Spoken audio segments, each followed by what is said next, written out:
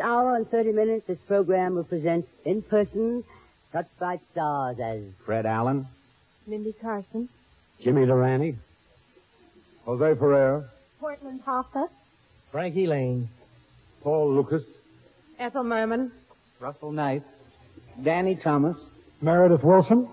And my name, darlings, is Tallulah Bankhead.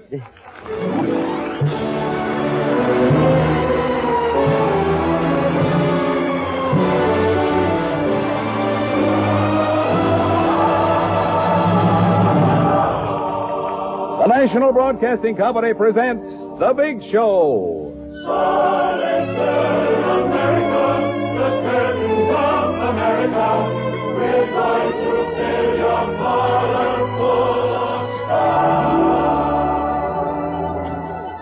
The Big Show, 90 minutes with the most scintillating personalities in the entertainment world. Brought to you this Sunday and every Sunday at the same time as the Sunday feature of Five Show Festival, NBC's star-studded 5-night-a-week program extravaganza. Tonight's Big Show is presenting such top-flight stars as Fred Allen, Mindy Carson, Jimmy Durante, Jose Ferrer, Portland Hoffa, Frankie Lane, Ethel Merman, Paul Lucas, Russell Knight, Danny Thomas, and Meredith Wilson. And here is your hostess, the glamorous, unpredictable Tallulah Bankhead.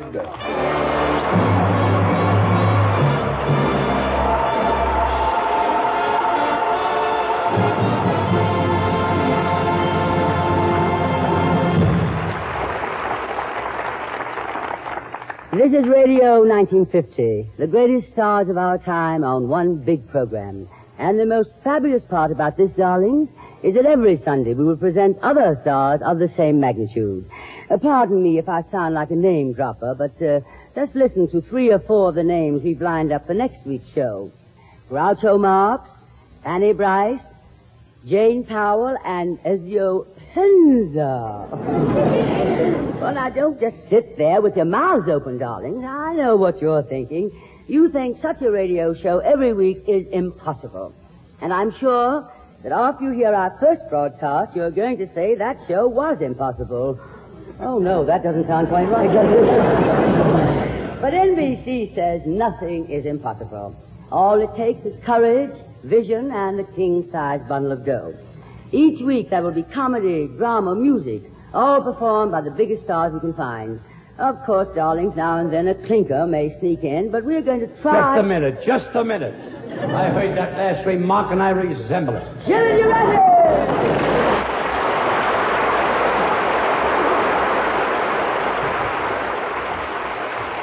Jimmy, darling, this is really... Don't darling me. I heard you call me a clinker. Now, Jimmy, I did no such thing. I heard what you said, clinker.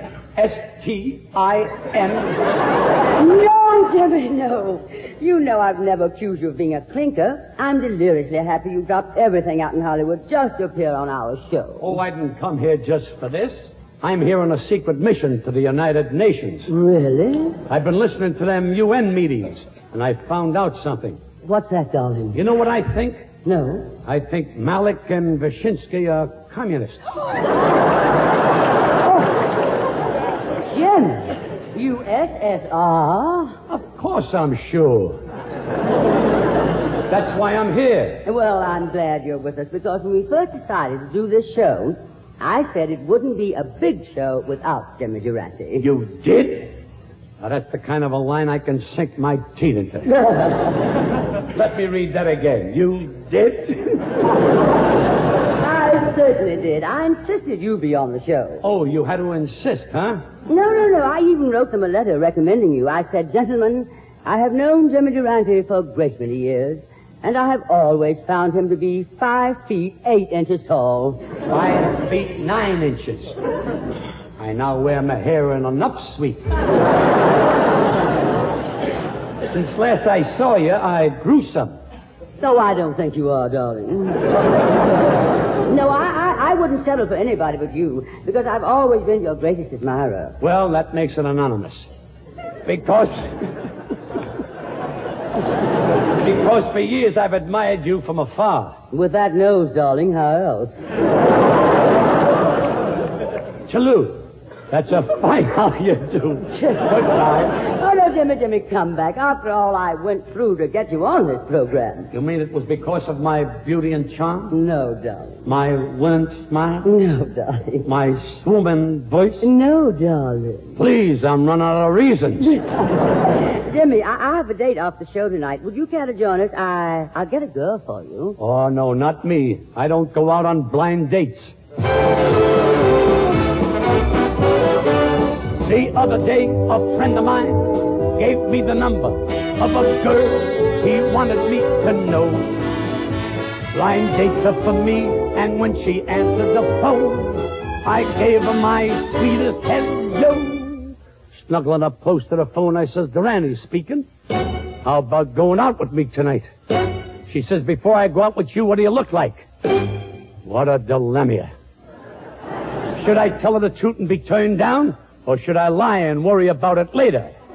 There was no way out, so instead, I braced myself and said, say I wouldn't say I was handsome.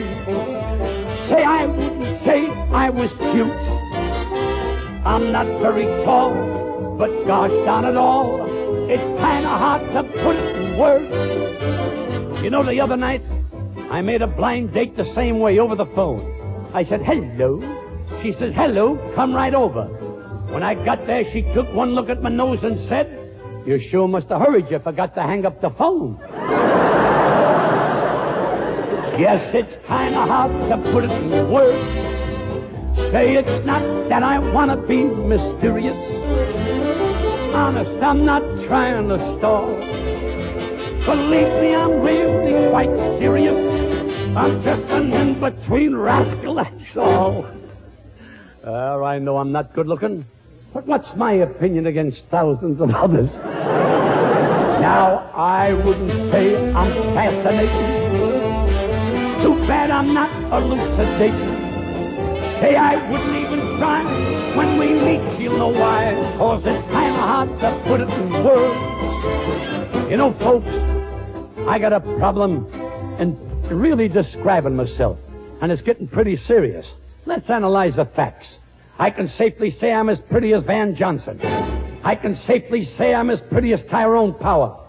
I can safely say I'm as pretty as Cary Grant. As long as this show isn't on television, I can safely say anything. I once had a blind date with a beautiful gal, and after that, I met her every night for 3 weeks straight. I was crazy about her, because every time I kissed her, she used to keep her eyes closed. One night she opened her eyes, and what happened? I never saw her again. Say now, I wouldn't say I was a highbrow. My looks won't raise an eyebrow. Say I'm not a Shakespeare. It would take me a year, 'cause it's kind of hard to put it in words. Yes, sir, it's kind of hard to put it in words.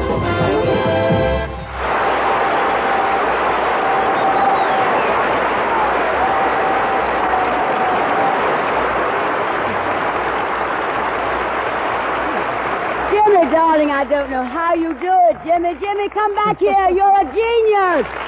Hey, Jimmy.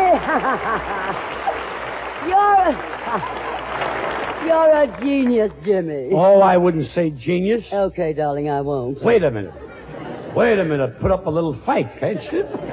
Now, no time for that, Jimmy. I must now introduce our next guest. Wait a minute. You mean somebody else is in this show? Of course, my sweet. I thought you said I was the only one. Oh, no, my darling. We have 3 exciting stars coming up now. Then Broadway's biggest hit, Call Me Madam. Presented by Leland Haywood, the music by Irving Berlin, booked by Howard Lindsay and Russell Krauss, and dancers staged by Jerome Robbins. And here are the stars I was telling you about. Ethel Merman, Paul Lucas, and Russell Knight.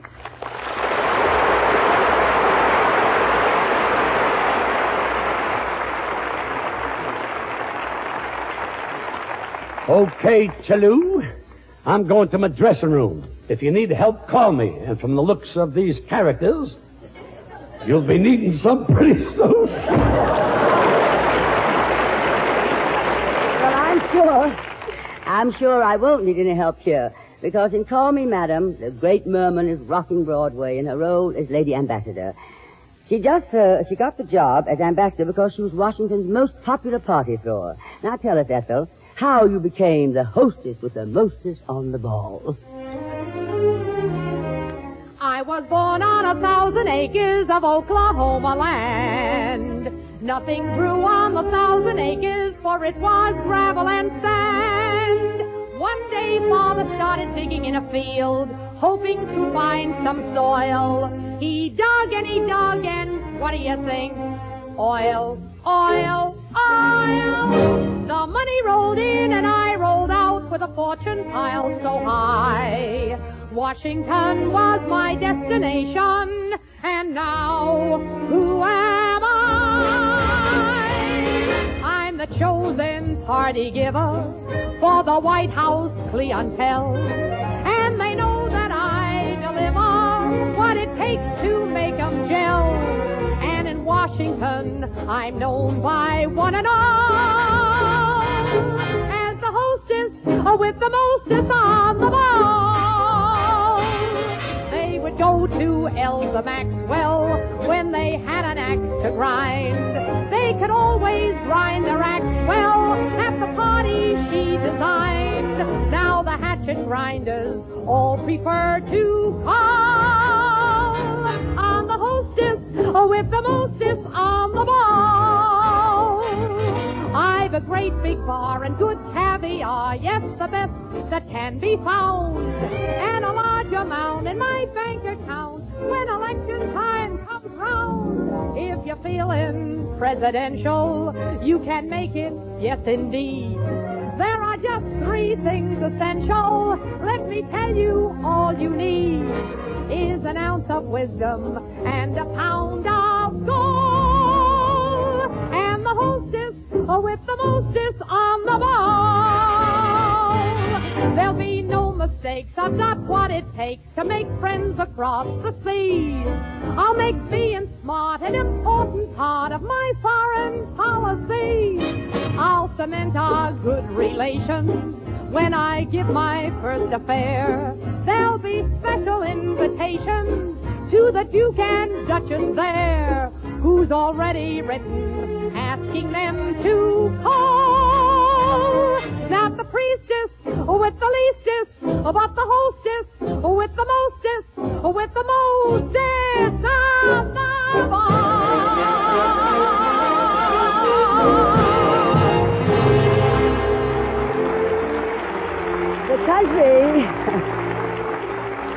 The country Ethel is ambassador to is Lichtenberg.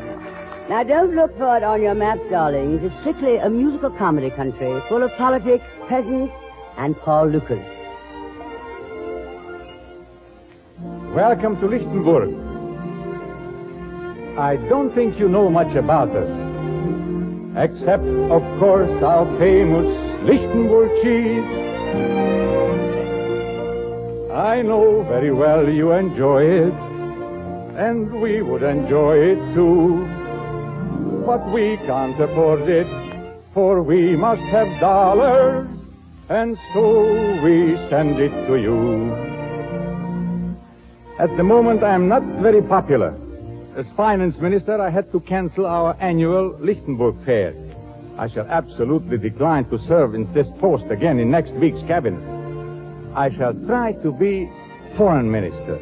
I'm very curious about this new American ambassador, this fabulous Mrs. Sally Adams.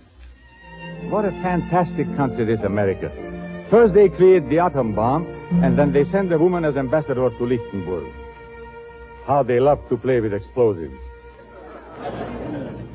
But Lichtenberg won't be offended. We'll manage to stay alive. We're not very touchy, this quaint little duchy that somehow seems to survive.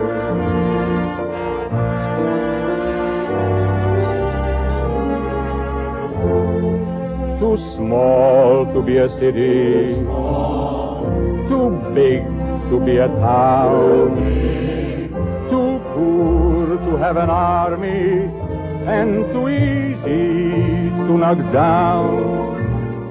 Too little to sail across the sea,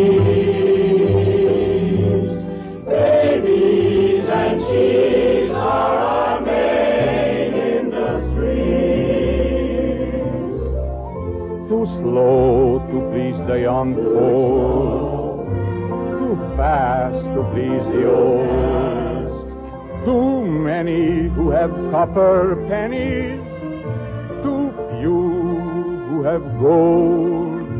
But somehow we manage to play the game, while the other lands keep changing hands.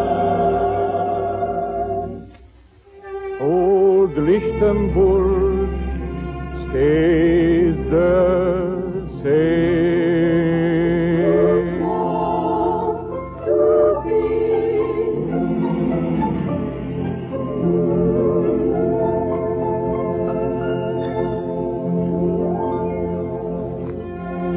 Being an American ambassador, Ethel's first official move, naturally, is to offer Luxembourg the loan of $100 million.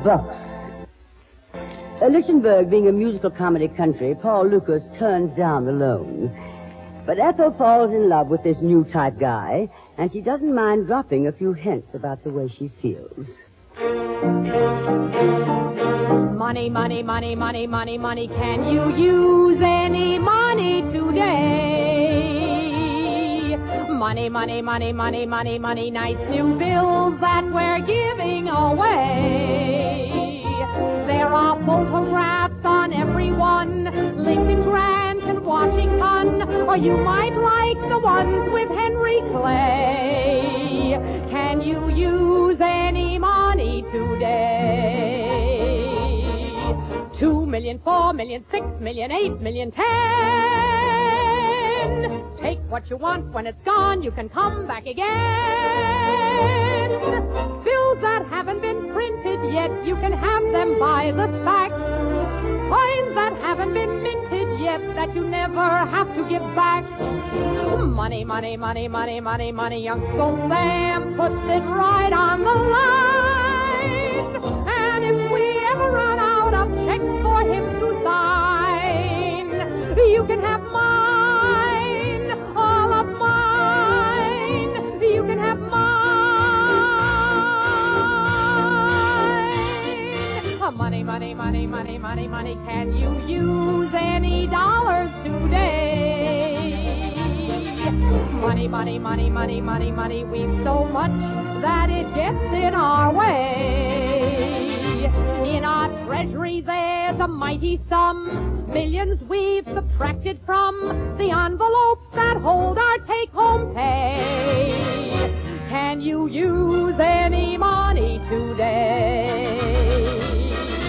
Home in the States, underground, there's a cave full of gold. Backed up a truck and we'll fill it with all it can hold. Take 10 million and please don't fuss if you find it can't be spent.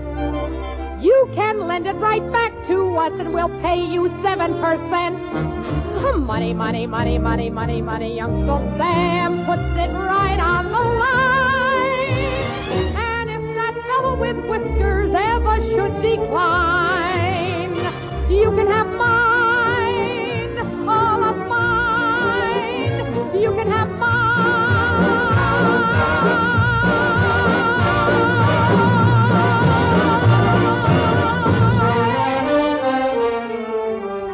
Darlings, you've heard this before. I skipped a cue. Luxembourg being a musical comedy country, Paul Lucas turns down the loan, but Ethel falls in love with this new type guy, and she doesn't mind dropping a few hints about the way she feels.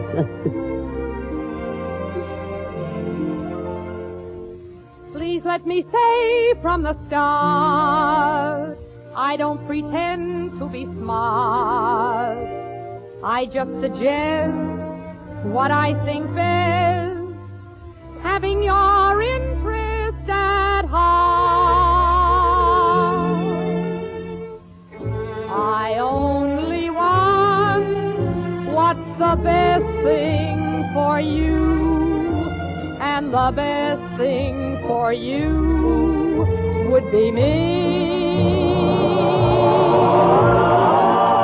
I've been convinced, after thinking it through, that the best thing for you would be me. Every day to myself I say, points away, what will it be?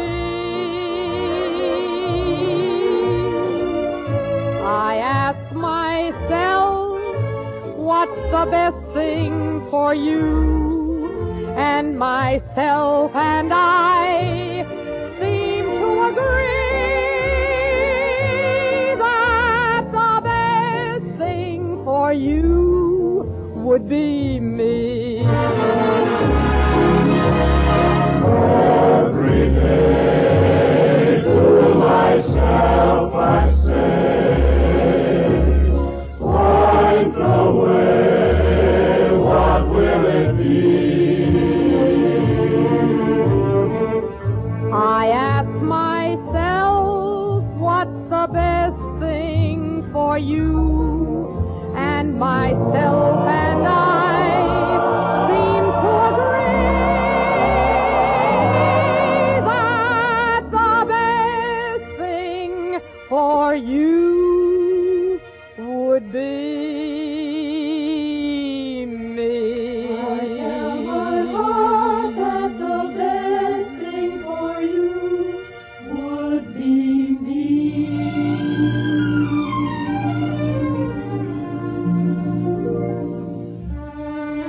Now, to complicate matters, Ethel's young assistant, played by Russell Knight, falls in love with Princess Maria, daughter of the Grand Duke.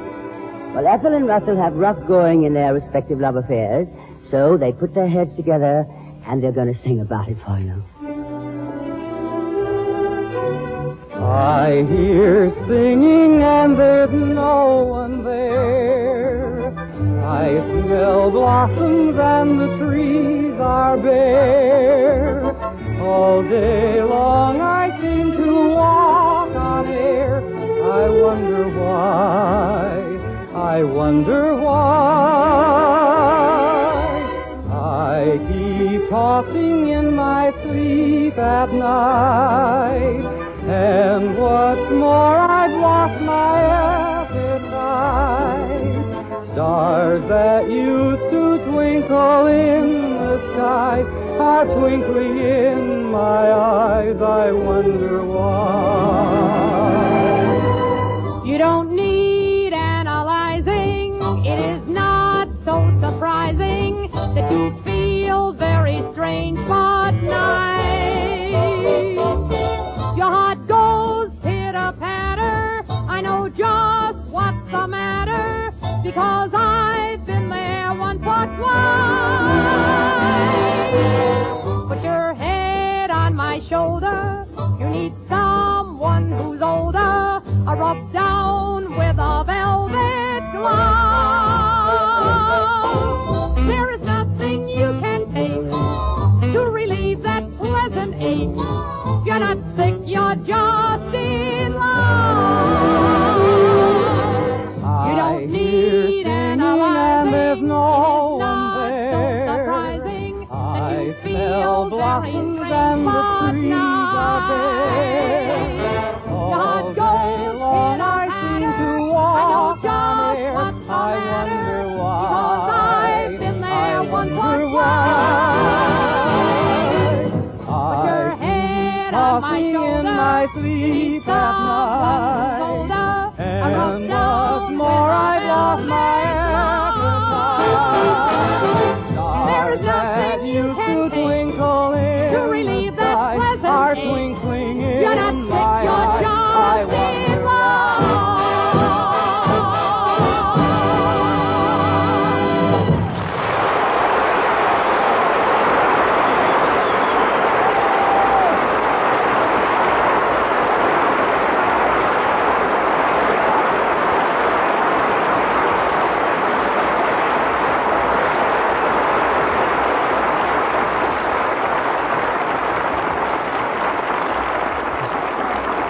Now, I'm not going to tell you how it all comes out, darlings, because you'll be wanting to see it for yourselves one of these years. But to you, Ethel Merman, Paul Lucas, and Russell Knight, a million congratulations. Thank you. Thank you. And now, Ethel, darling, here you are on another musical hit that's sure to run at least 2 years. How many does that make, Ethel? I'll bet you've been in about 30 musicals that have run at least 2 years. Well, I don't know the exact number, dear, but I'll look it up in my bank book. Yes, dear. Oh, and Paul, darling, finding Ethel in a musical, well, that's no novelty. But how did you, a dramatic actor, decide to do a Broadway musical? Well, Tallulah, it's a long story. Yeah, well, that's very You interesting, see, darling. it was... Ethel, I suppose you must be bothered by hundreds of friends calling up a ticket for your show, so of course I wouldn't dream of bothering you about the 2 that I've been trying to get. A man stopped me on the street in Hollywood one day. Oh, it's no bother at all. I happen to have 2 tickets with me, but they're way back in the 4th row, and knowing your eye... I'll take them, then. Oh, by the way, are you still charging the same brokerage fee you charge for Annie Gets to Go? And this man said to me, Paul, how are you? And I said, oh, I cannot Why, complain. Tallulah, dear, I wouldn't dream of charging you. Now that you've had to become a radio announcer. And this man says to me, Paul, what are you doing now? And I said, been talking to you. And we both laughed, except him. Oh, Ethel, darling, for your information, I will have you know that I just finished a long run in Private Lives. And if you remember also, Miss Merman, you came to see me in that with 2 tickets I gave you. Well, I felt someone should show up, dear. Well, this man and I stood there talking on the street for about an hour, and I caught a very bad cold. Ethel, my pet, Private Lives happened to be one of my biggest hits. And there were many others, as you well know. The Little Foxes, if you please. I've been in a few myself. There was Girl Crazy. Dark Victory. Anything Goes. Skin of Our Teeth. Panama Hattie. Private Lives. Annie, Get Your Gun. Private Lives. So I went home and took a hot bath. But my cold didn't get better. Call Me Madam. Pal Joey. You weren't in Pal Joey. No, but Jean Kelly, who happens to be one of my very best friends, was in it, and she gave me 2 tickets. He got you tickets. So I finally decided I'd better go and see my doctor. And besides, Lou, Pal Joey happens to be a musical, something you've never been in, my dear. Well, of course I haven't, darling. I'm in a legitimate theater. A great dramatic play. My doctor is a specialist in colds. He has them all the time. Great plays, huh? Rodney, it was beautiful while it lasted. But now we've come to the parting of the ways. We are through, finished, fini. Choice of one. Musical.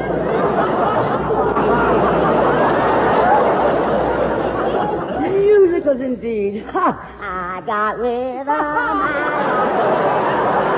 And my doctor cured me. I got rhythm. I got rhythm. Who can ask for anything more? Oh, Paul, my dear Paul, I've neglected you, haven't I?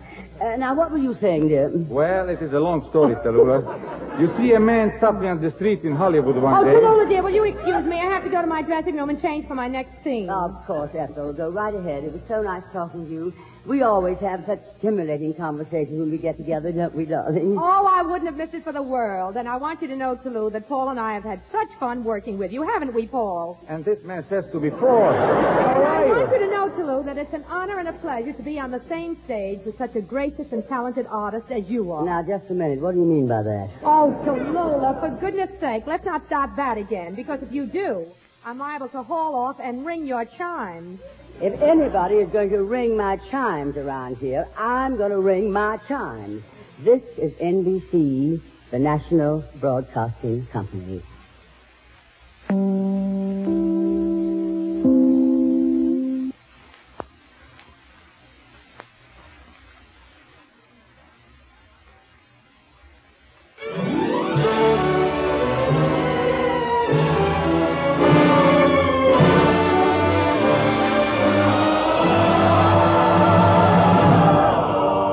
The Big Show. This is the National Broadcasting Company Sunday extravaganza with the most scintillating personalities in show business.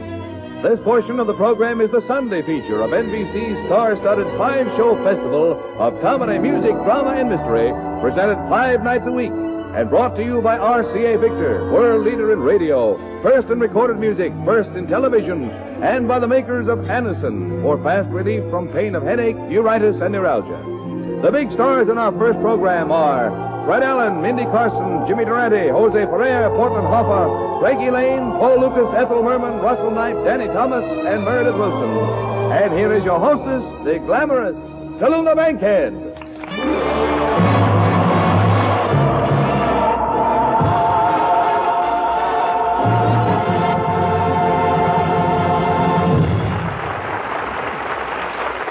You know, darlings, we have more stars on this show than there are in the Milky Way, from the candy bar of the same name. We have assembled in our show in Radio City Center Theater in New York some of the greatest entertainers of our time. We have such people as... Just a minute. Hold the show. Stop that dialogue. James Durante, what's the matter now? What's the matter, she says. I'm sitting in my dressing room in front of my mirror, plucking my eyebrows, putting on my makeup. Max Factor Ingenue number 2. When I look in the mirror, and the fella in the mirror ain't doing the same thing as I'm doing. Well, who was it? I don't know, but there he is standing out there now. Oh, Jimmy, that's Danny Thomas. Good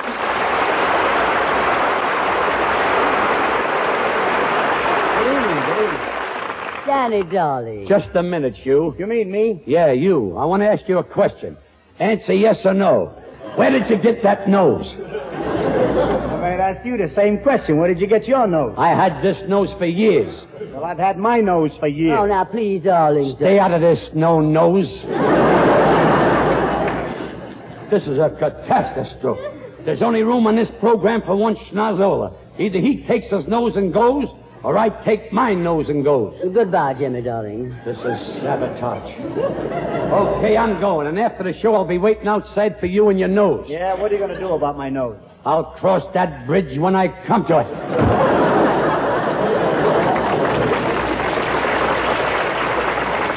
He's a whimsical character, isn't he? Another impersonator. I suppose everybody thinks he can do an impression of Jimmy Durante. Oh, darling, that was. How do you like the nerve of that guy? He doesn't like my nose. You didn't even give it a chance. I should have said it's a kind of a nose that grows on you, I should have said. Who does he think he is, Durante? It was. Either your nose goes or my nose goes, he says. I should have said, well, you take yours and blow, I should have said. I should have said, now look here, Durante, I don't... That was Durante? In person. Well, why didn't you tell me? He's my favorite. I've idolized him ever since I was a kid. Oh, well, Danny, you can apologize to him later. Well, I most certainly will apologize. I'll get down on my hands and knees. But look, Tallulah, I don't want any trouble with anybody. I'm at peace with the world, honest I am. I've been to a psychiatrist. I feel wonderful. As a matter of fact, I have a song on the subject. Oh, all right, darling. Will you tell us about it, Danny? I'd love to tell you about it. There seems to be so much chaos in the world. People hating everybody and everybody in a big hurry to die. I figured that a little philosophy would help. In other words, things aren't so bad that they couldn't be worse, so don't worry, they'll be worse. The title of the song is Take It Easy, Be Casual, Relax. Does this hectic world around you get you down? Are you gloomier than anyone in town? May I, in all humility, suggest a simple cure? And if you care to heed it, you'll be happier, I'm sure. For instance, when you're betting on a horse, you're gonna win, of course. You're already planning on 2 new Cadillacs. When you lose, make this note just before you cut your throat. Take it easy, be casual, relax. Or when you come home late some night, you don't put out the light as you quietly remove your coat and your slacks. When the lights glare in your eyes and your friends all yell surprise, take it easy, be casual, but pull your pants up. No, I say that because you can be too casual. And if you're too casual, you're liable to become blasé. And if you're blazed, you're not having fun. No, with you, everything is, so what? That's an awful thing. And drive people to suicide. So what? I know a story about a fellow out on the West Coast. Not so long ago, he went to a rancher. And he said to the fellow, sell me a horse. I don't care how much you charge me. I have to have this horse delivered to my house tomorrow. The next day, the horse was delivered. The fellow said to the rancher, bring the horse into the house, take him right into the bathroom, and put him in the bathtub. The request was silly, but it was complied with. And then the rancher said, friend, I've been selling horses for nigh under 40 years. That's the first one I ever put in a bathtub. What you want that horse in the bathtub for? The fellow said, look, it's my brother-in-law from the East. One of them wise guys, driving me nuts. Nothing impresses this guy. I took him to MGM Studios. I got Clark Gable's autograph for him. I said to him, aren't you excited, Clark Gable? He says, so what? I took him to the Brown Derby, to the Coliseum, to the Rose Bowl. I said, isn't this sensational? He says, so what?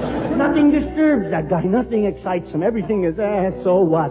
Well, tomorrow morning when he comes running out of the bathroom and he says, hey, there's a horse in the bathtub, I'm going to say, so what?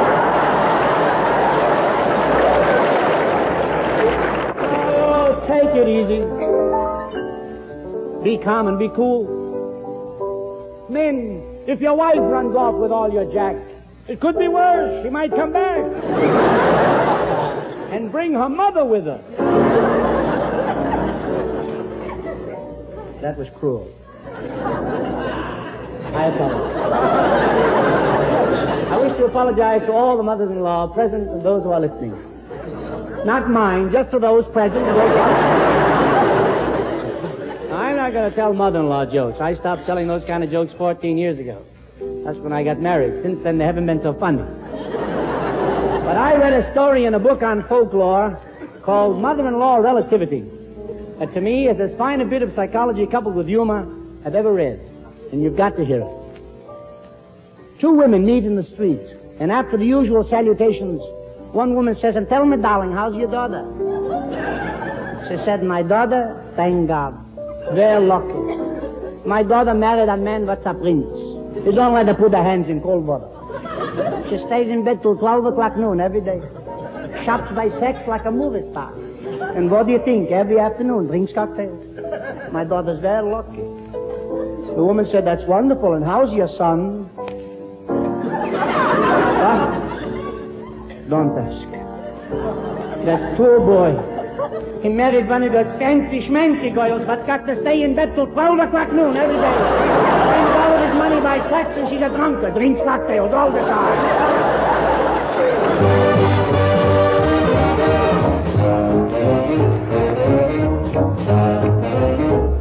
So when your business takes you far from home, and you call your wife on the phone, your name is John, and she says, hello, Max. Don't be blue or discontent. Maybe Max will split the rent. Take it easy. Be casual. If you want to have fun, here's how it's done. Relax.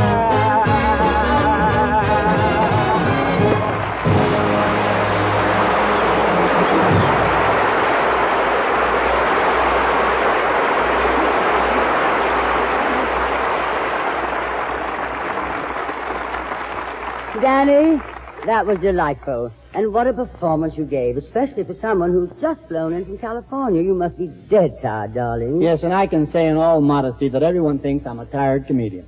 Not I, darling. You know, I told them at NBC when we were planning the show that it couldn't be a big broadcast without Danny Thomas. How can I ever repay you for coming? With money. And no schmo he. I was only joking, Tallulah. Believe me, I'm honored to be listed among the great names on this show. I would have appeared on this program for a song. Well, how lucky for me, because I was wondering about how to introduce Mindy Carson. Mindy, darling. Hello, Tallulah. Hello, Danny.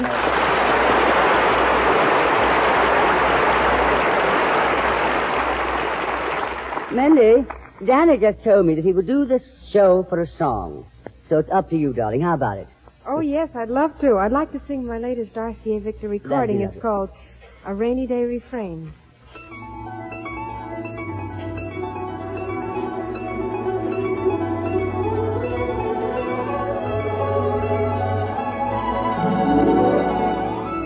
Da-dum, da-dum, da-dum, da-dum, da-dum, da-dum, da-dum, da-dum. to the rhythm of the rain. Da-dim, da-dum, da-dim, da-dum. I get the sweetest memories from the rhythm of a rainy day refrain. Da-dim, da-dum, da-dim, da-dum, da-dim, da-dum, da-dim, da-dum. I've got that little love song on my brain. Da-dim, da-dum, da-dim, da-dum. I guess there's no escaping from the rhythm of a rainy day refrain. The lovely day we met, I still remember well. Who cared if it was wet? 'Twas like the rain we fell. An April afternoon, a rainy day romance. The raindrops played a tune, our hearts began to dance. Da-dum, da-dum, da-dum, da-dum, da-dum, da-dum, da-dum. We're so in love, I'll always love the rain. Da-dum, da-dum, da-dum, da-dum. I get the sweetest memories from the rhythm of a rainy day refrain.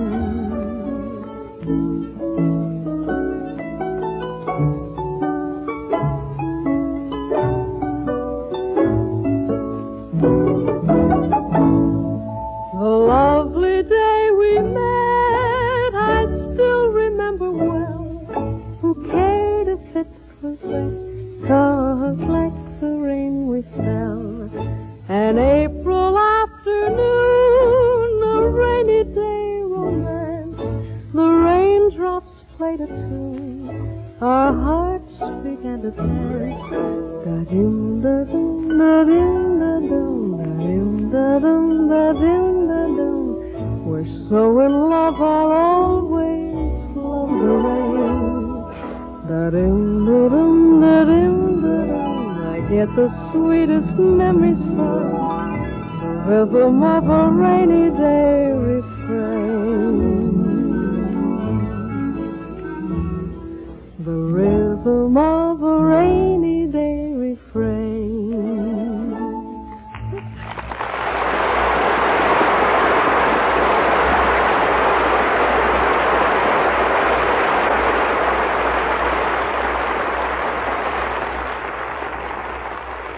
You folks at home, would you please glance over here just a second? What do you see? A small table radio, a console, a radio phonograph? For as low as $12.95, you can add the RCA Victor 45 RPM system of recorded music to your present set, regardless of size, age, or make. Now, at this low price, you needn't be without the music you want when you want it. You've seen the Victrola 45 attachment. It's the automatic changer that plays the amazing 7-inch records. Everyone's going 45. It's all play and no work. Load a stack of your favorites with one hand in one swift motion.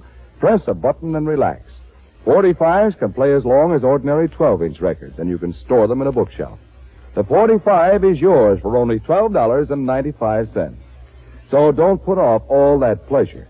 See and hear the RCA Victor 45 at your dealers right away. Just 10 days from now, Broadway will have its first showing of a new movie which has already stirred vast excitement in all who love the tradition of a great performer in a great play. The movie is Stanley Kramer's production of Rostand's immortal comedy, Cyrano. And here in a sneak preview is the distinguished young star of the picture, Jose Ferrer, as Cyrano de Bergerac.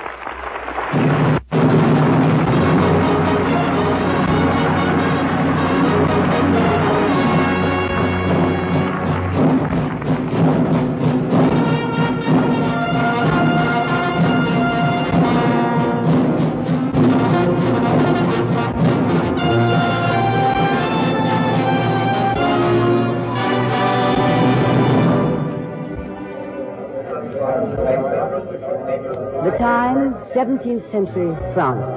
The place, the Theatre Bourgogne in Paris. Angrily mounted on a chair, just below the footlights, is the heroic figure of Cyrano de Bergerac, who has just stopped the play and ordered the foppish actor Montfleury off the stage. In all France there is no one to match Cyrano as swordsman, poet, playwright, and wit. And in all France, nay, in all the world, there is no nose to match the size of Cyrano's outlandish nose. Ah, but a member of the audience dares speak. Monsieur, how dare you interrupt the play? What a scandal to send the great Montfort scampering from the stage, tail between his legs. Did you know the Comte de Guiche is his patron? Who is yours? No one. No one? No patron? I said no. What? No great lord to cover with his name? No, I have told you twice. Must I repeat? No, sir. No patron. And when do you leave Paris? Sir? The Comte de Guiche has a long arm. Mine is longer by the 3 feet of my sword. Yes. But your dream of daring... I do dream of daring. But you may go now. But you may go. Or tell me, why are you staring at my nose?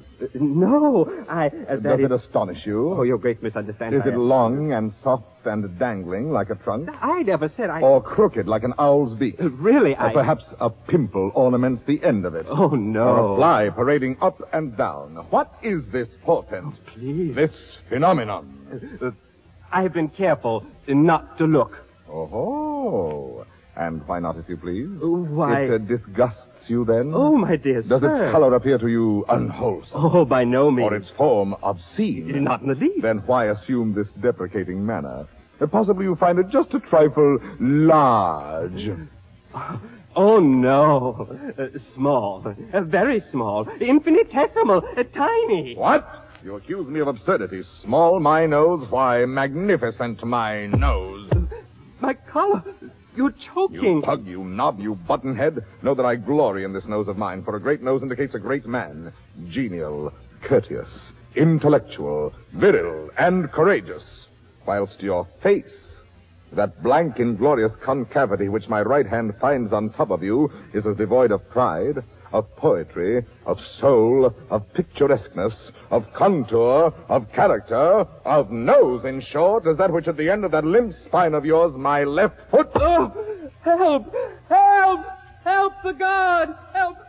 Comte de Guiche, save me! Presently, this fellow will go tiresome. Eh, Valvert? Oh, he blows his big horn. Huh? Well, don't just stand there, Valvert. You're the finest swordsman in France. Do something. Gladly. Monsieur de Bergerac, your nose is rather large. Rather. Oh, well. Is that all? Well, of course. Ah, no, young sir, you're too simple. Why, you might have said, a great many things. Mon Dieu, why waste your opportunity? For example, thus. Aggressive. I, sir, if that nose were mine, I would have it amputated on the spot. Friendly. How do you drink with such a nose? Descriptive. 'Tis a rock, a crag, a cape. A cape. Say rather a peninsula. Inquisitive. What is that receptacle? A razor case or a portfolio? Kindly. Ah, do you love the little birds so much that when they come and sing to you, you give them this to perch on? Cautious. Take care. A weight like that might make you top-heavy. Eloquent. When it blows, the typhoon howls. Dramatic. When it bleeds... Oh. The Red Sea.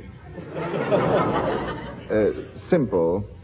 When do they unveil the monument? Military. Beware.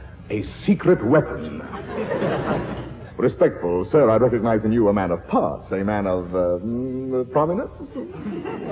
Enterprising. What a sign for some perfumer. Practical. Why not a lottery with this as the grand prize? Or literary. Was this the nose that launched 1,000 ships? These, my dear sir, are some of the things you might have said had you some tinge of letters or of wit to color your discourse. But of wit not so. You never had an atom. And of letters you need but 3 to write you down. A-S-S. What? Ask. Sir, I warn. And I, sir, warn you. Moreover, if you had the intention here before these folk to make a jest of me, be sure you would not then articulate the 20th part of half a syllable of the beginning. For I say these things lightly enough myself about myself, but I allow none else to utter them. Insolent puppy. Dolt, bumpkin, fool. How do you do? And I, Cyrano Savinien Hercule de Bergerac. Vicomte Ververt, come. Such arrogance. This scarecrow who... Look at him. No ribbons, no lace, not even gloves. True. I carry my adornments only on my soul, decked with deeds instead of ribbons, crowned with a white plume of freedom. But I have no gloves. A pity, too. I had one, the last one of an old pair, and lost that. It's very careless of me. Some gentleman offered me an impertinence. I left it in his face. So be it. Your sword. My sword. You shall die exquisitely.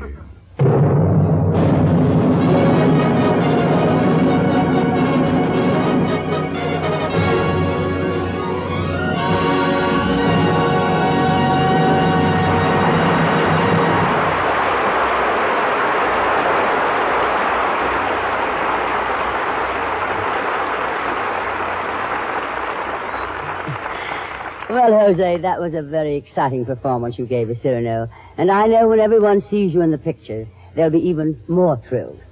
But I hope Broadway hasn't lost you to the movies entirely, you know, because, well, there are critics who consider you the greatest actor on the American stage today. Oh, well, now, Tallulah, I wouldn't say the greatest. Okay, darling, I won't. Now, wait a minute, Tallulah. Put up a little fight, can't you? I'd like to meet this gentleman, if I may, Miss Bankhead. Oh, of course, darling. Jose, this is Meredith Wilson. Meredith, say hello to Jose Ferrer. Hello, Jose Ferrer. How do you do? Why, Mr. Ferrer, I certainly enjoyed that little recitation you just spoke. Recitation? Yeah, about the fellow with the big nose. It reminded me of a fellow back home. He had a big nose, too, named Wally Parker. A nose named Wally Parker? Yes. No, his name was Wally Parker. Do you think I meant his nose was named Wally Parker? No, his name was Wally Parker. How do you like that, Miss Bankhead? He thought I meant his nose was named Wally Parker.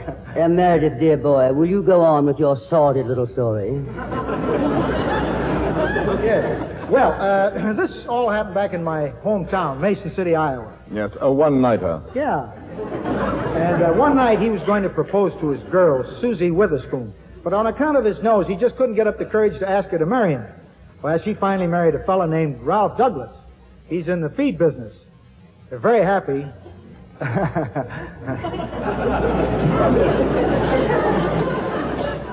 Tallulah, is this the fellow who made that brilliant music for our, Yes, darling, it is. But he's written a lot of beautiful songs, too. He has a new one now called The Peony Bush.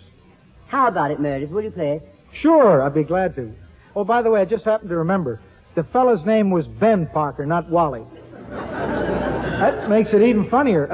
Will you play Peony Bush?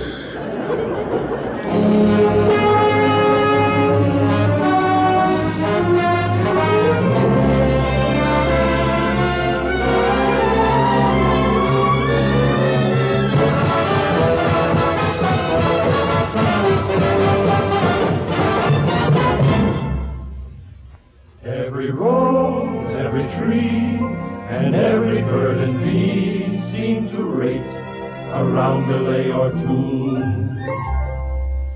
So a slight poetic push for my favorite bush would seem to be long overdue. Was the peony bush there in my garden that made you turn around to smile at me? Gardenias or gardenias with a fragrant perfume, forget-me-nots and fancy pots or orchids. But the peony bush there in my garden, it did the trick as quick as 1, 2, 3. Please decorate my garden gate forever, and never will there be any bush but the peony bush for me.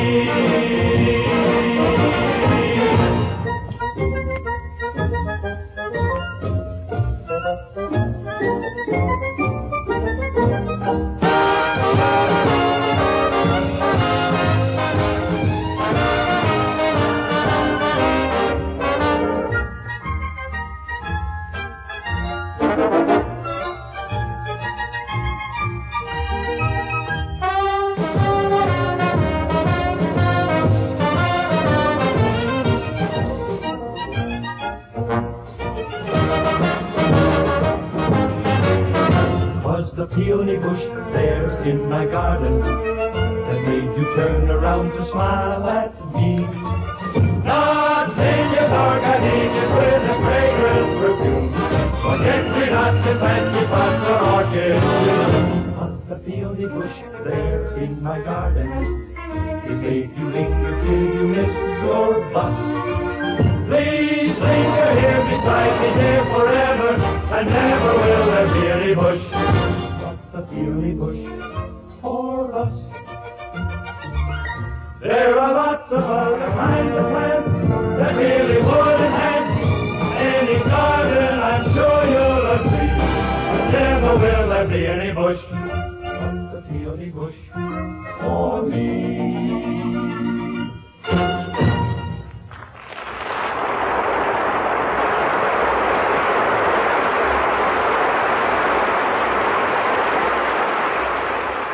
Every day you hear more and more about a remarkable way to relieve the pain of headaches, neuritis, and neuralgia. The name is Anacin, spelled A-N-A-C-I-N. Thousands of men and women first discovered these tablets when they were given an envelope containing Anacin by their own physicians or dentists. Perhaps you yourself at some time have learned about Anacin this way. If so, you know how incredibly fast and effective these tablets are. Anacin is like a doctor's prescription. That is, Anacin contains not just one, but a combination of medically proven active ingredients in easy-to-take tablet form. When headache, neuritis, or neuralgia pain strikes, you want relief and you want it fast. So for your own sake, try Anacin, sold on this money-back guarantee. If the first few tablets don't give satisfaction, you may return the unused portion and your money will be refunded. Ask for Anacin at any drug counter in handy boxes of 12 and 30 tablets, bottles of 50 and 100. Fellas, attention, please. I didn't like the way you played that last number. There's going to be a rehearsal of the orchestra right after the show. Didn't like the way the clarinet section sounded at all. I want you five fellas. Five? Should be only four. Let me see now. There's Cousin Ed, Uncle Walter, Uncle Morton, and Gramps. Hey, you, that fifth fellow over there, who are you? It ain't Wally Parker, kiddies. Fred Allen.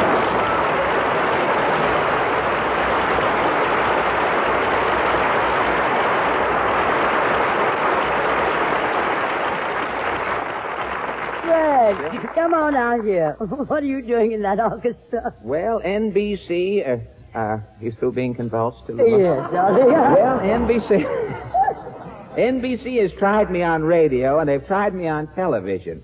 Now, while they're waiting for a new medium to come along, they're trying me on this special assignment with my clarinet, sort of freelancing. I see, darling. Now, what special assignment? Well, first, the announcer, Ed Hurley, he has to ad-lib something about... This portion of the program is brought to you by RCA Victor, world leader in radio, first in recorded music, first in television, and by the Whitehall Pharmaceutical Company, makers of Anacin, Colonos, Bicidol, and other fine drug products. And then I'm supposed to play...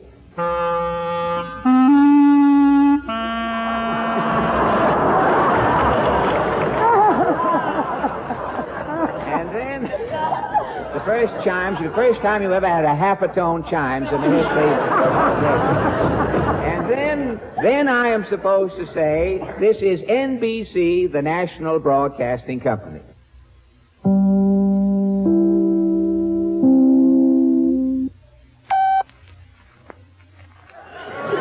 Fred, my darling, you fool. Oh, yeah. It's so nice to have you back on radio. I've missed you. Oh, so you are the one.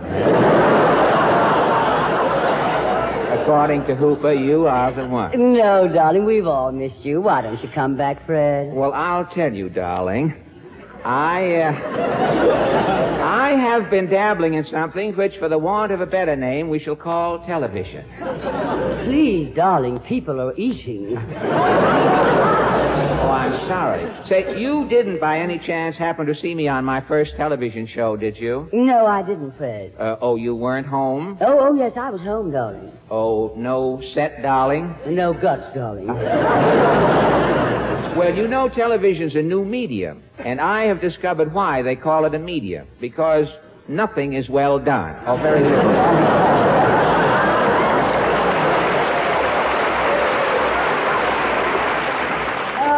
darling, I think you're so funny. So you are the one, huh? No, Fred. No, seriously speaking, darling.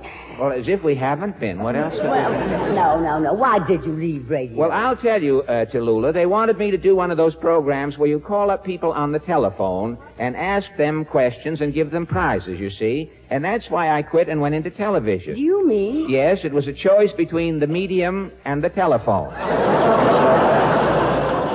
Wait for laugh. Oh, excuse me. No, don't read the stuff in parentheses. You skip that. I'm sorry, That's Fred, just, I'm sorry. Well, anyway, I'm glad I was able to get you back on radio, even if it is only as a guest. Uh-huh. You know, when they told me about this big-name broadcast, I told them it wouldn't be a big-name broadcast without you, Fred. Well, in radio, Fred has been a four-letter word for some time. Oh, in fact, I insisted that they put you on this show. Well, you insisted? You met with some stiff opposition, did you? Well, I had to go through channels. Oh, I say, I've read about those channels, but I had thought of coming back to radio if I could find a new formula, a format, you know. I did get one idea, and strangely enough, it came from Portland. She seemed to think that if I... Mr. Allen! Well... Mr. Allen!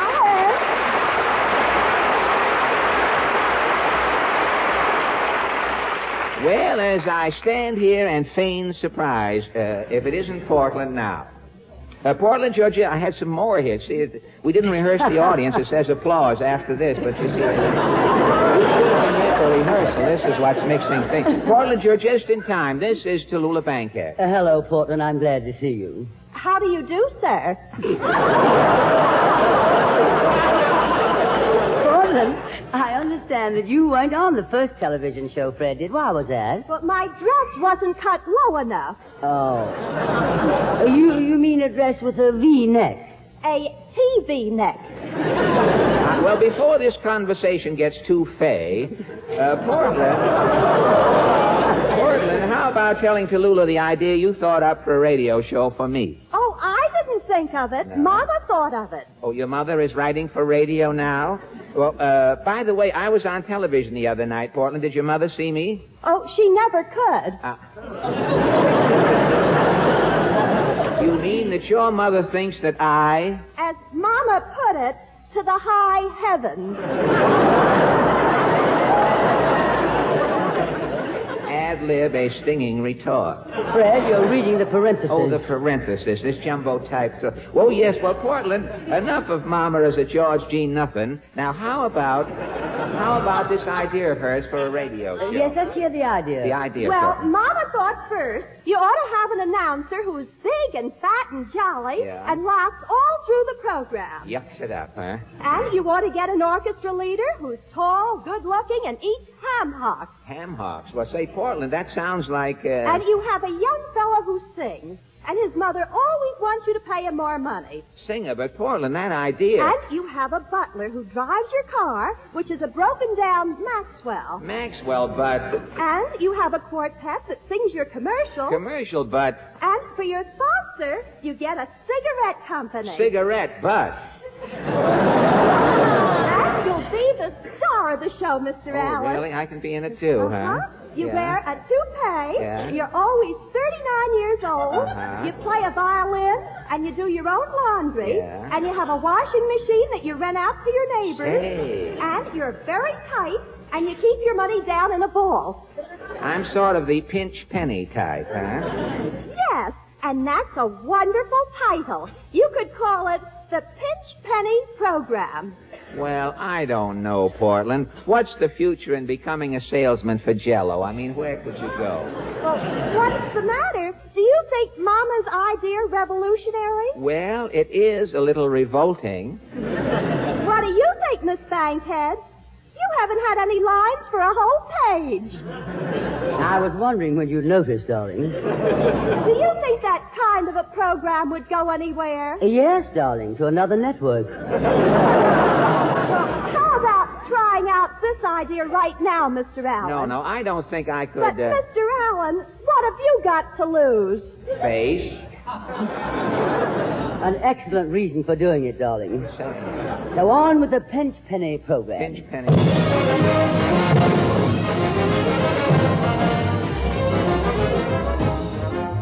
The Pinch Penny. Penny program. Ha, ha, ha, ha, ha, ha. 30 minutes of hijinks with your favorite radio comedian, star of stage, screen, and laundry, Pinch Penny.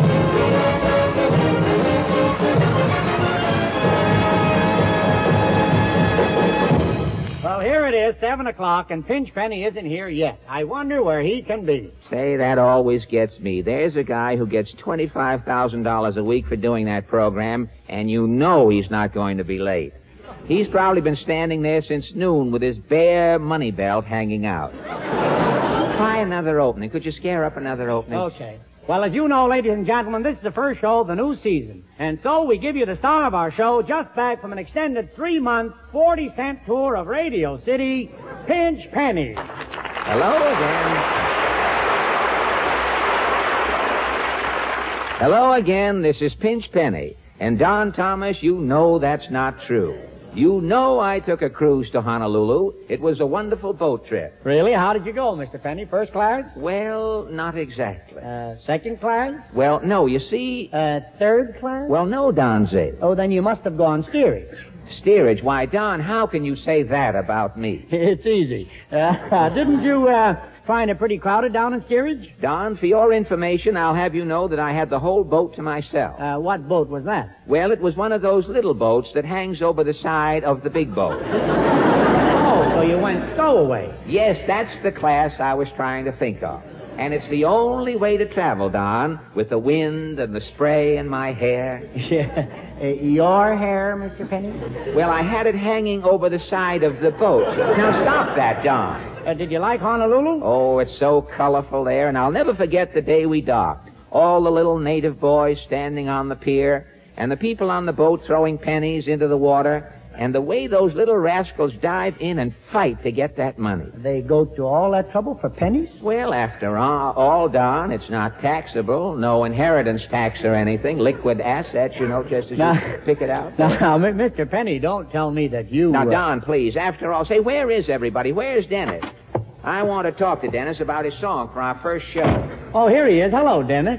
Hello, Don. Mr. Penny, my mother thinks... Hello, Dennis. My mother thinks I ought to get more money for this new season. I said hello, Dennis. Hello, Mr. Penny. My mother thinks I ought to get more money for this new season. Now, later, kid. Now, look, for your first song this year... My mother thinks I'm underpaid. Your mother doesn't know what she's talking about. Now, for your... Ooh, what you said. Now, for your first song... My mother is the brains of the family. Some brains. Now, look, kid, for your first song... She was an undergraduate from the University of Southern California. Come louder. I say she was an undergraduate from the University... Now, cut that out. I pay you ample salary. You mean sample.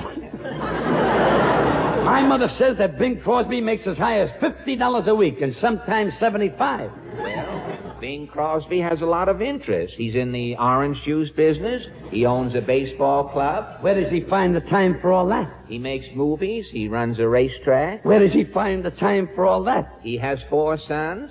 Where does he find the time? Where? Well, my mother either says I get money or I'll quit. Well, goodbye, darling. Goodbye, Dennis.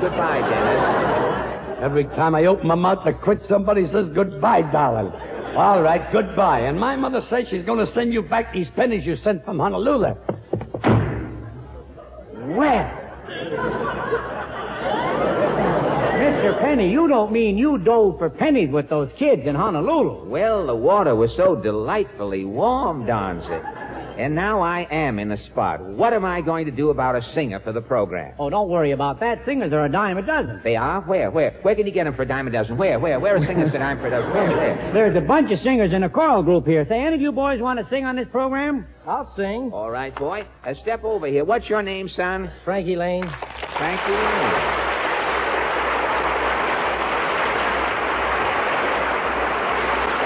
Frankie Lane, that's not a very good stage name, son, if you want to get anywhere, I mean. But we'll change your name later. Sing, Frankie.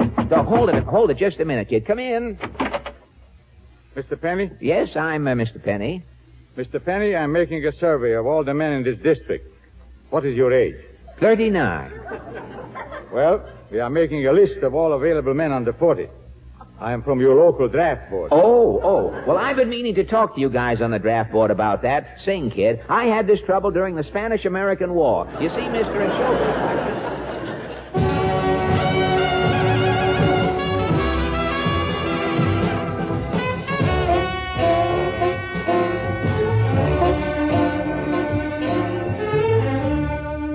You gave me green, you gave me blue, skies above. But Lord, a man gets awfully lonesome without a woman to love. You gave me tall timber, you made me free as a dove. But Lord, a man gets awfully lonesome without a woman to love. You gave me two lips, but no one to thrill them. You gave me two arms, but no one to fill them. And ever since the world began, woman has walked with man. You gave me soft moonlight, you gave me dreams to dream of. But Lord, a man gets awfully lonesome without a woman to love. Ever since the world began, woman has walked with man.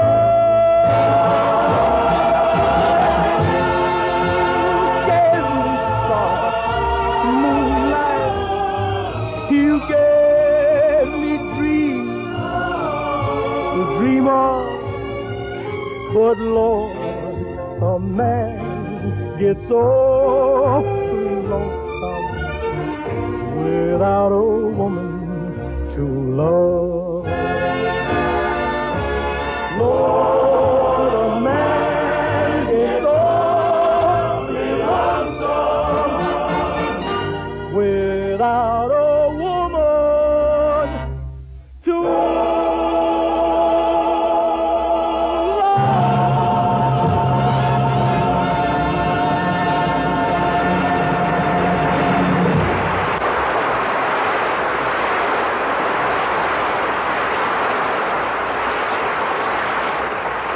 Well, that was very good, kid, for a beginner. You can have the job. Well, how about the money, Mr. Penny? Money? Well, at a dime a dozen, that would be 1/12 of 10, would be 1/12. I had an offer to sing on television with Fred Allen, you know. Oh, please, people are eating, please. But I tell you what I will do. I'll take an option on you and think it over, mull it over a while for 30 days. I'll give you an advance, okay? Golly, that's fine, Mr. Penny. How about 5?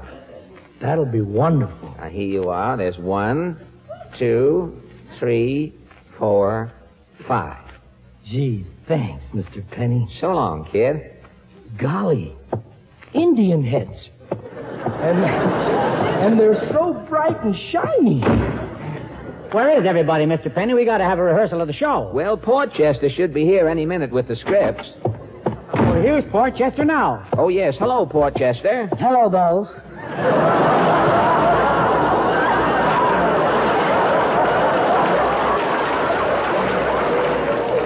Now, look, darling. I mean, Portchester.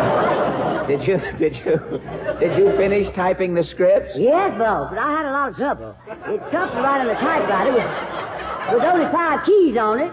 Only 5 letters on that typewriter? Well, what's the matter with that? I've done very well with those 5 letters. So what 5 letters are they, Portchester? L, S, M, F, and T.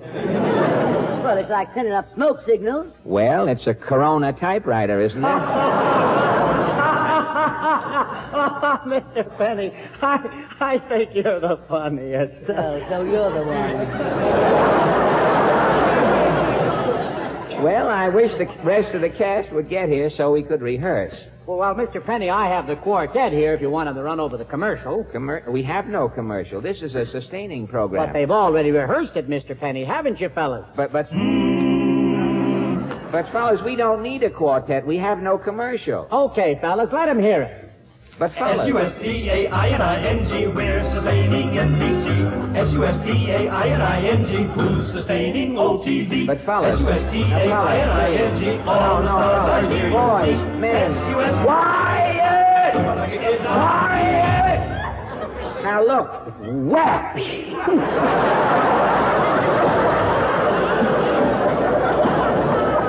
Another whale and I'll strike oil. Look, fellas, I haven't got time for that now. I'm waiting for my clarinet teacher. He's supposed to be here. I'm going to call him up and see what's keeping him. Hand me that phone, will you, Porchester? Here you are, Bo. Thank you. Hello? Hello, operator? What is the matter with those girls out there? Mindy, Blue Eyes is flashing.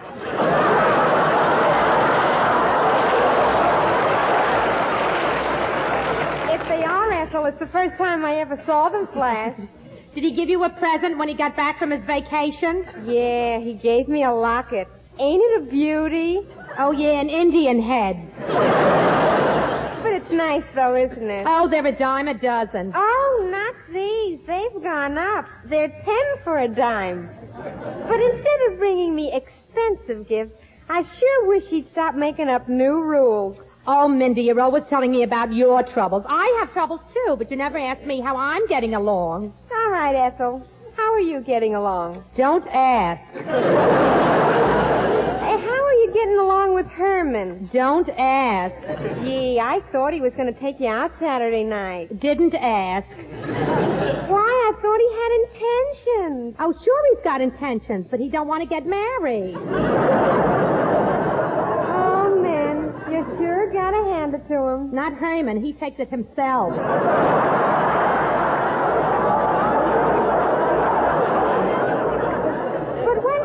That other fellow, what's his name? You know, Harry. Oh, I could never marry him. Why not? Well, we used to ride home on the subway together, and I got off on 34th Street, and he got off on 23rd Street. So what? So I realized I could never marry a man below my station.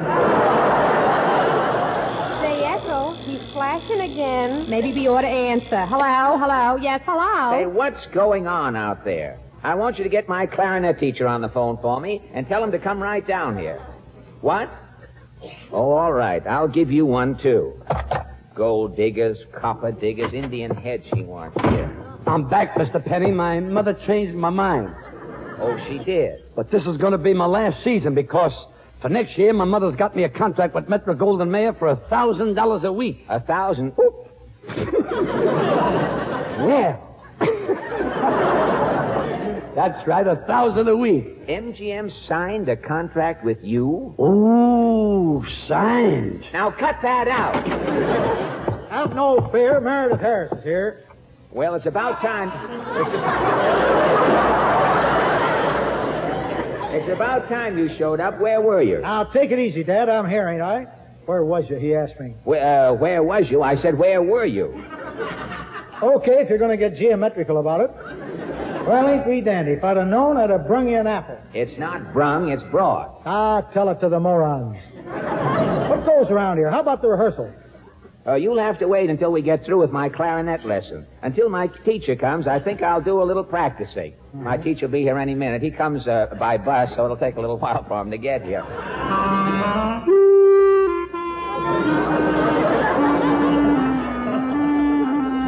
I think I'll go down and have an ice cream soda. I think I'll go down, too. I'll have an ice cream soda with you. I'm going down, too. I can't stand any more of this. Well, come with us. You're going to have a soda? Yeah. I always take one jigger of soda. Gotta leave plenty of room for that good stuff on top. Cowards.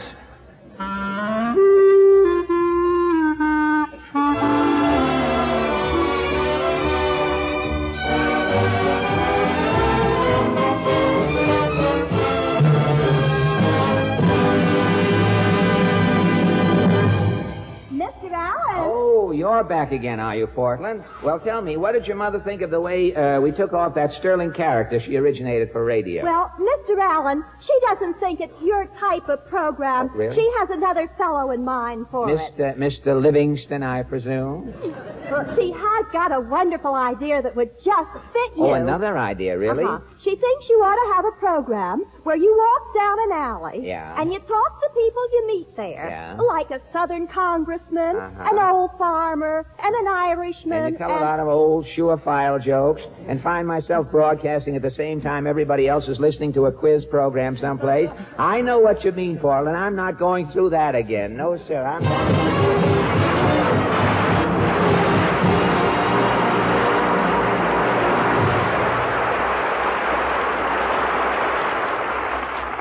Ladies and gentlemen, it is only coincidence that tonight marks the 8th anniversary of the passing of the immortal George M. Cohan.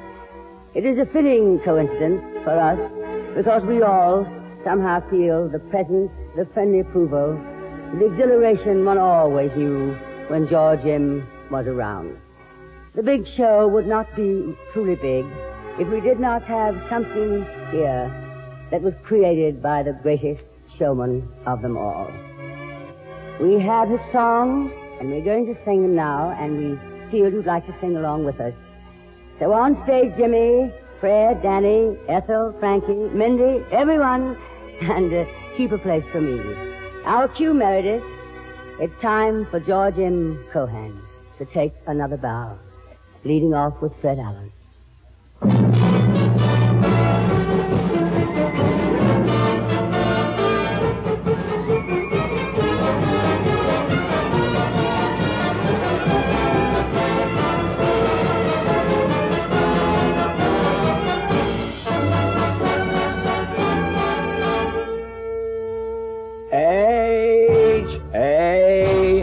H-A-R-I-G-A-N spells Harrigan. Proud of all the Irish blood that's in me. Divil a man can say a word agin me. H-A-R-R-I-G-A-N-U-C. It's a name that a shame never has been connected with Harrigan. That's me. Frankie, you're next.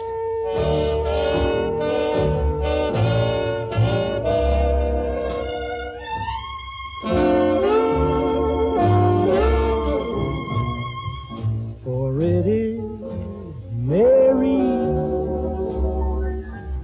Mary, plain as any name can be, but with propriety, society will always say Marie, but it was Mary, oh, Mary, long before passions came. And there is something there that sounds so square, and it's a grand old name. Ethel, take it. I'm a Yankee Doodle dandy, a Yankee Doodle do or die, a real live nephew of my Uncle Sam, born on the 4th of July. I've got a Yankee Doodle sweetheart, she's my Yankee Doodle joy. The Yankee Doodle came to town just to ride the ponies. I am that Yankee Doodle boy. Frankie and Danny, come on in.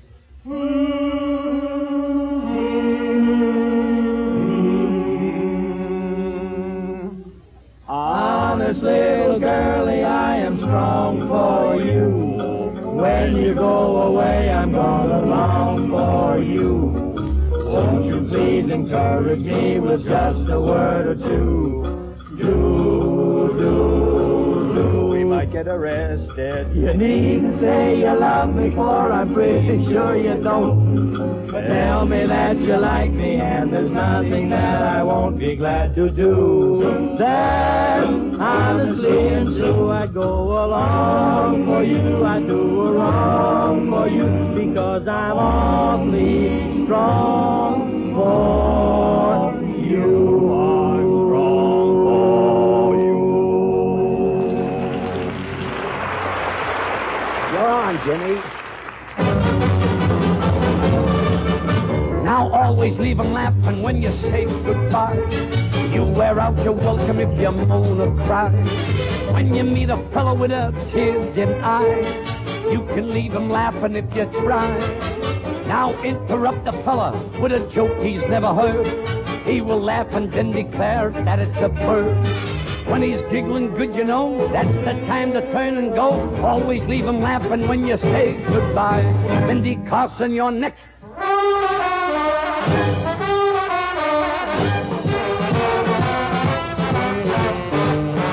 Eef-a-sop-a-dilf-a-dop-a, sing, babe. Eef-a-sop-a-dilf-a-dop-a, swing, babe. Gather up the honey-dew, the Michigan glide. Side to the side, dance to the bride. Eef-a-sop-a-dilf-a-dop-a, go, babe. Eef-a-sop-a-dilf-a-dop-a, slow, babe. Gaze into my glimmers when you're ragging with me, and be my eef-a-sop-a-dilf-a-dop-a rag baby. Eef-a-sop-a-dilf-a-dop-a rag baby. Take it, Tallulah.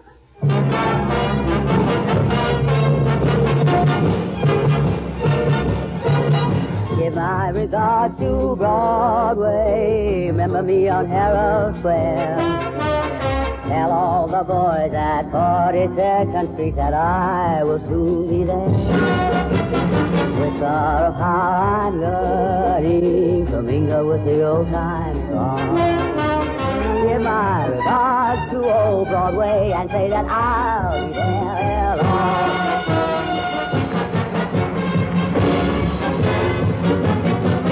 You're a grand old flag, you're a high-flying flag, and forever it keeps me waving. You're the emblem of the land I love, the home of the free. Let's go, we'll be on next Sunday night from Hollywood. God bless you, everyone. Thank you, Tallulah. Good night, everybody. Good night to you all. This is NBC, the National Broadcasting Company.